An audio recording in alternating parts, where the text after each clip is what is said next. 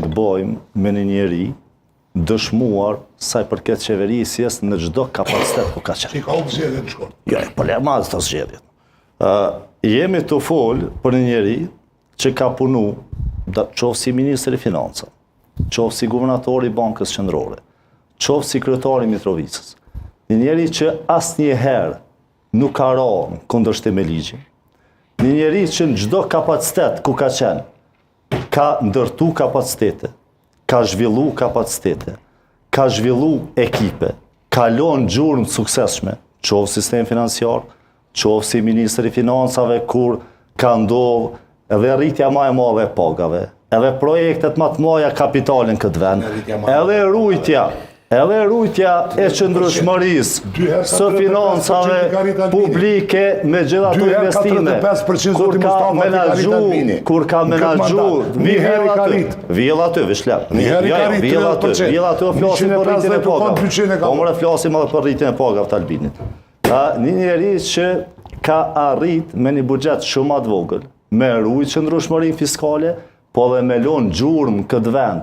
Kreta këto projekte kapitale që sot i shfrytëzojmë janë të asaj kohe kur Kosova ka pas një buxhet shumë të vogël. Për dallim prej tani, ku krenohemi me rritjen e buxhetit, po s'jemi në gjendje me përmend asnjë projekt kapital. Projektet kapitali ka po Ministria e Infrastrukturës, jo shëndetësi.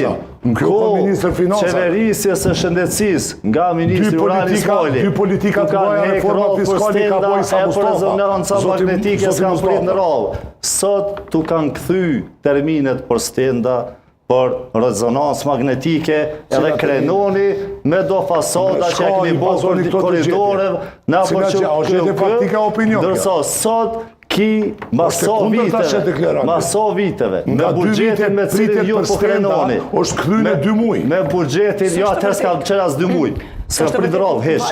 Sot, me këtë buxhet, të private. Jo, qeverisin Urani Smoli s'ka pas radhë heq.